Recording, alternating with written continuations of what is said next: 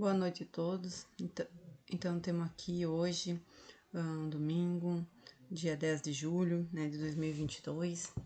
Eu sou Marivânia Aparecida Variza, né, graduada do curso de Geografia da URGS, em AD, para gravar essa aula.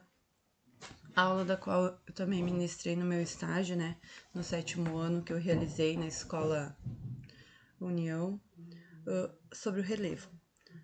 Uma aula que eu gostei muito de trabalhar, que foi bem, né, satisfatória e também com a participação dos alunos, sobre o relevo do Brasil. Então, as competências específicas dessa aula é conhecer os fatores internos, né, que determinam as formas de relevo no território brasileiro e conhecer as unidades de relevo do território também. E as habilidades desenvolvidas é avaliar por meio de exemplos extraídos dos meios de comunicação, ideias e estereótipos acerca de paisagens na formação territorial do Brasil. E caracterizar dinâmicas dos componentes físicos naturais no território nacional, bem como dos componentes, bem como sua distribuição e biodiversidade. Então, para iniciar a aula, né, eu conversei com os alunos o que eles sabiam sobre relevo, né? Alguns, né, chutaram diversas coisas. Alguns, né, diziam que era o que tinha, né, no nosso lugar, assim, tipo, bastante peral, né, que a gente vive, buraco, pinhal é no meio do buraco, né, e daí, assim, a gente foi conversando, foi iniciando a aula. Daí eu também perguntei, assim, para eles, né, pros alunos, tipo, os que eles saíam de casa, né, como uma escola no interior, ele abrange todo o município de Pinhal, que tipo de paisagem que eles encontravam pelo caminho. Se era só plana, se eles subiam, desciam um morro, né?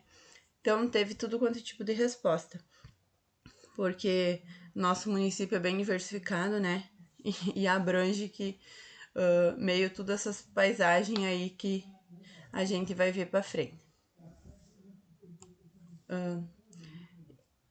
Então, para iniciar, eu distribuí para cada aluno como que numa forma de quebra-cabeça a descrição do que era montanha, depressão, morro ou colina, falésias ou penhascos, chapada e planície. Daí, simultaneamente, também eu entreguei um desenho que representa que representava essa descrição, né? Que são as características do relevo. E cada um ia ter que pintar, né? E depois relacionar com o desenho a descrição do tipo de relevo que é. E eram imagens em 3D. Até assim para tipo eles né, puxar na memória deles, né? Que tipo, de forma mais simples, eles já tinham, né, alguns comentários. A gente já estudou isso, mas tipo, já estudou o que é montanha ou morro, mas nunca tinha visto falar o que é falésias, penhasco, né? Ou, tipo, planície eles sabiam o que era, montanha eles sabiam o que era, né? E daí tinha umas assim que eles tinham dúvida. Então, junto também, daí, junto eu ajudei, né, com eles, lia a descrição e montava, colava a figura do lado, né? Então, esse foi o meu desenho. Também lá no relatório de estágio, eu pedi autorização, eu coloquei, né, o desenho deles também que eles fizeram. Então, a gente, montanha, né, foi fácil, foi bem fácil, né? Penhasco, eles já tinham um pouco de dúvida, era penhascos ou falésias, né? Depressão, morro ou colina, chapada, planície, né? E assim cada um fez o seu, montou as suas formas de relevo, né? É uma atividade interativa que a gente realizou para iniciar, né?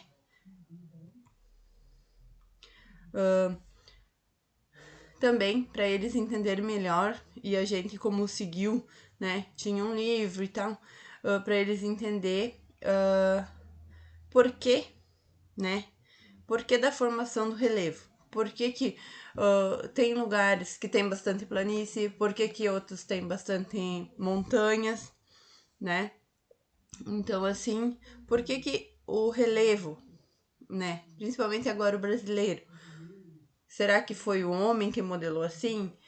Não foi, né? Então, trouxe um videozinho para eles entender também, né? O porquê que o relevo brasileiro tem essas características. Olá, pessoas! No último episódio, nós vimos que o formato dos continentes América e África pareciam encaixar como em um quebra-cabeças, o que levou à pesquisa para saber se no passado os continentes já foram unidos, e assim surgiu a teoria da deriva continental. Mesmo comprovando que os continentes já foram unidos e que estão sempre se movendo, não havia uma explicação de por que os continentes se moviam, até que o mundo entrou em guerra. Durante a guerra, os submarinos patrulhavam o mar e percebiam que o fundo do mar não era liso como se imaginava, mas tinha montanhas e vulcões e principalmente era possível ver o local em que os oceanos estavam surgindo e os continentes estavam se separando. Wegener estava certo. Assim surgiu a teoria da tectônica de placas ou a teoria das placas tectônicas. Essa teoria diz que a superfície da Terra não é inteira, mas é formada por vários blocos de terra, como se fosse uma bola de futebol. Esses blocos que formam a superfície da Terra são chamados de placas tectônicas, e eles vão do fundo dos oceanos até a superfície dos continentes. E na verdade são as placas tectônicas que se movem, erguendo montanhas, abrindo mares e criando os continentes, fazendo com que eles se movam. A nova teoria não apenas confirma que os continentes se movem e já foram unidos no passado. Esta nova teoria também explica que os vulcões e terremotos acontecem nas áreas de borda das placas tectônicas. E o mais importante, essa teoria explica o porquê de os continentes se separarem. Isso acontece porque o interior da Terra é mais quente do que a superfície, e essa diferença de temperatura movimenta toda a superfície da Terra. Nesse mapa podemos ver como que a superfície do planeta Terra é dividida em placas tectônicas. Hoje em dia, a teoria das placas tectônicas é mundialmente aceita, pois além das evidências do movimento dos continentes e dos oceanos, ela também traz justificativa, uma explicação de por que isso acontece. Na semana que vem, vamos ver quais são os efeitos das placas tectônicas no restante do mundo.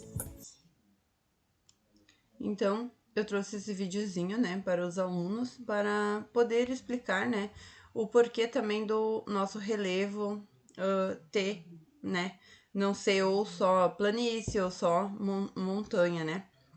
Então, para eles conseguirem entender essa diferenciação. Por que o relevo é assim? Porque foi os processos geológicos, né, que ocorreram, né, há milhões de anos, que ficaram desse jeito assim, né? E daí para poder eles entenderem as placas tectônicas, né, que são movimentos, né, que são abaixo, né, da crosta terrestre, para eles entenderem esse processo. Aqui então mostra, né, esse mapa mostra a América do Sul, as placas tectônicas que tem, né? Então que é a que influencia aqui no Brasil, né? Então, os processos geológicos, né? Que são os movimentos das placas, aliado a outras dinâmicas também, né? Que formou o relevo brasileiro.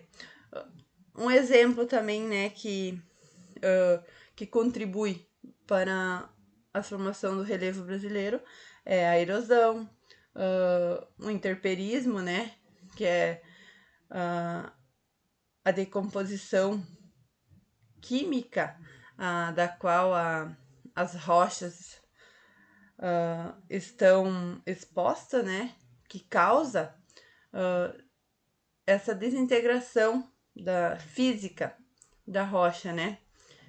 E esse processo é causado, né? O interperismo, né? É causado pela exposição da água, da energia solar, dos ventos, raízes e até própria ação humana, né?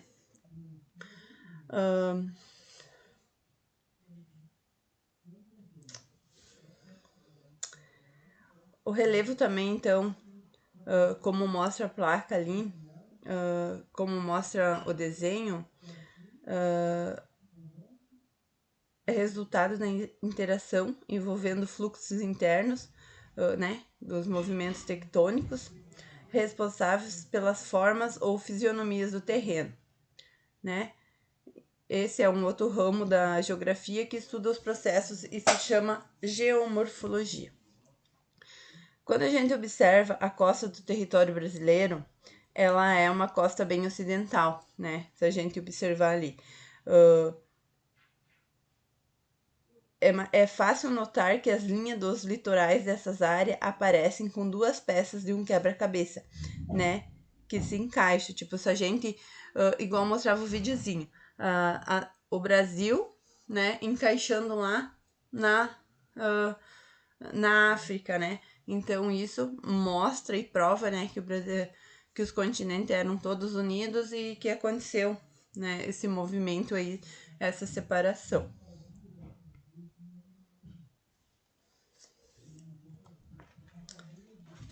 Então a gente vai ver as principais unidades de relevo do Brasil, né?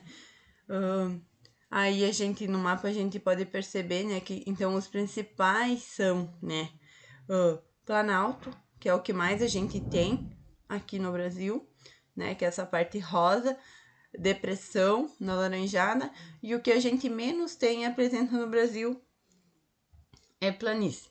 Então a gente vai se deter um pouco mais nessas três aí, né, que é as principais que formam o relevo do Brasil.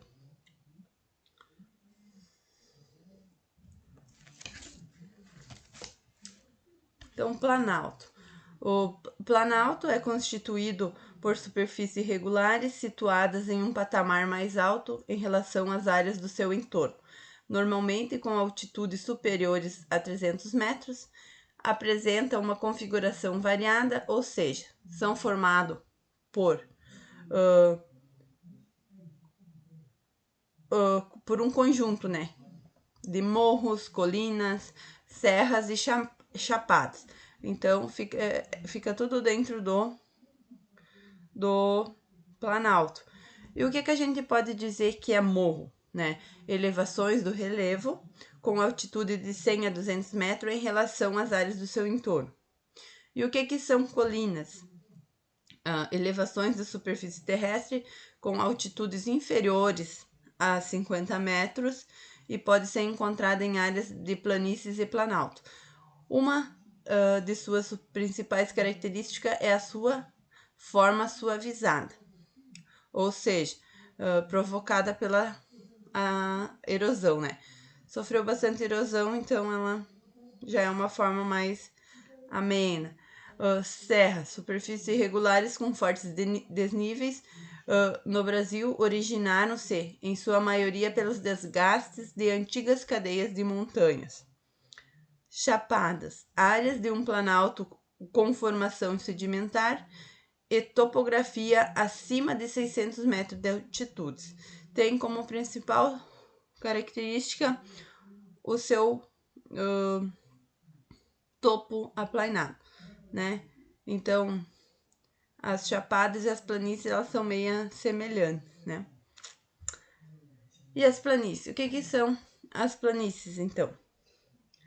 São superfícies planas, geradas pela deposição de sedimentos de origem marinha de rios ou lagos, e no Brasil, normalmente são encontradas nas partes mais rebaixadas das bacias hidrográficas ou no litoral. Nessas áreas, por causa da baixa declividade, ou seja, da pequena variação de altitude ao longo do curso dos rios, não há a ocorrência de corredeiras, cachoeiras e quedas d'água. Como resultado, há boas condições para a navegação fluvial. E depressão? O que é depressão? Então, trata de uma forma de relevo, né, com as suas superfície aplanada pelo processo das atividades erosivas, cuja formação leva a um longo período. As depressões são áreas rebaixadas, localizada entre as mais elevadas, que é os planaltos, né? As formas de relevo predominantes nessa região são, portanto, planas ou levemente onduladas, em geral com altitudes variadas de 100 a 500 metros de elevação do nível do mar. E no Brasil, né, a gente tem bastante áreas que podem ser encontrada essa parte, essas características, né, com depressão. Então aqui eu também trouxe, né, algumas atividades para eles resolverem, né. E claro que a gente debateu, a gente, né, conversou bastante. Eles foram, como eles gostam de trazer bastante a realidade de onde eles moram, né, foi um tema que a gente ficou mais do que uma aula trabalhando, né. Então as perguntas são: o que é o relevo e qual o ramo da geografia que ele estuda, né? Então, o que é interperismo e como que ele altera o relevo? E uma terceira pergunta assim: há montanhas de formação geológica recente no Brasil? E eles teriam que explicar a sua resposta, né? E mais umas que era relacionar a primeira coluna de acordo com a segunda. Então, né? Então, de acordo com o trabalho lá que eu dei no início, né? O quebra-cabeça para eles montar. E mais o que a gente leu no livro, que a gente, né? Viu no videozinho e tal, eles tinham que responder. O que é relacionar? O que é chapada? O que é planície? O que é morro? O que é planalto? O que é serra? O que é colina? E o que é depressão, né?